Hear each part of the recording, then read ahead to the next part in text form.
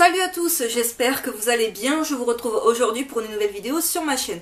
Comme vous l'avez vu dans le titre, il s'agit encore d'une vidéo coup de cœur et oui, deuxième vidéo coup de cœur de cette année 2015, on commence super bien l'année. Je vais vous parler d'un manga dont vous avez été nombreux à me demander mon avis à son sujet car c'est un titre qui vous intéresse pas mal. Il s'agit de la série Areadi de Kiyuchi Nanatsuki et Yang Kyung-hil publiée chez Pika dans leur collection Seinen. Je m'arrête un instant sur les auteurs, donc au niveau du scénario, Kiyuchi Nanatsuki c'est également lui qui a fait le scénario de The Arms Peddler. Et au niveau dessin, Yang Kyung-hil, je ne sais absolument pas comment ça se prononce, il s'agit d'un coréen qui a fait les dessins de March Story, Defense Devil ou encore le nouvel Anju-Onshi. Areadi est un shonen de genre aventure fantastique qui compte pour l'instant 9 tomes, toujours en cours au Japon.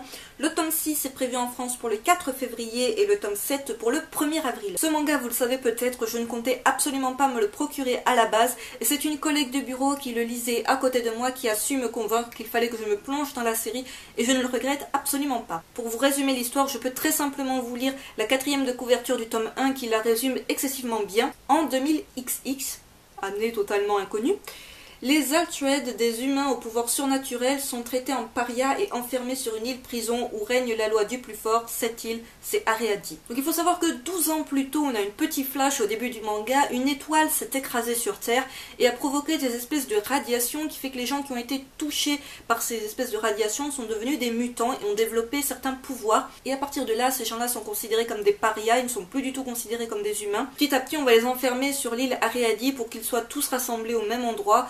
Et ça va être un petit peu la loi du plus fort. Tout d'abord, je vous montre les couvertures des 5 premiers tomes qui sont juste magnifiques. Donc la couverture du tome 1, couverture du tome 2, le tome 3, le tome 4, et enfin le dernier paru au mois de décembre, le tome 5. Ce qui m'a de suite conquise dans ce manga, ce sont ces personnages qui sont très variés, et surtout au niveau des pouvoirs. Voilà, on a des mutants un petit peu à la X-Men, c'est-à-dire avec des pouvoirs tous aussi différents les uns des autres. On n'a pas tout simplement celui du feu, celui de la glace, c'est un peu plus varié que ça et ça fait plaisir à voir. Le dessin est clairement l'une des plus grosses forces de ce manga.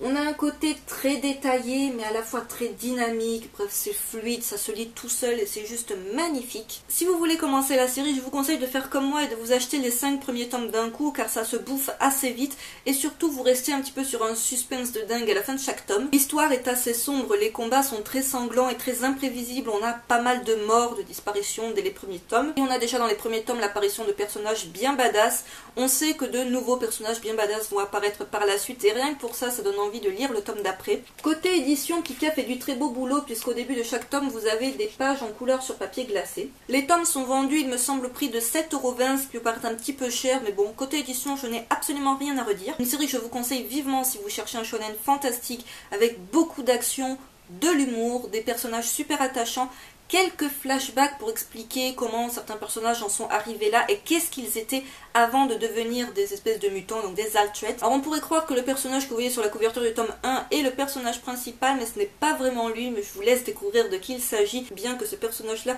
occupe une place assez importante dans le manga. En bref, je regrette de ne pas m'être penchée plus tôt sur la série car elle vaut vraiment le détour, malgré le fait qu'elle soit en cours, c'est ce qui me rebutait un petit peu à l'achat. Donc aussi le fait que le scénariste qui travaillait sur The Arms Peddler avait mis The Arms Peddler entre guillemets pour faire cette série là.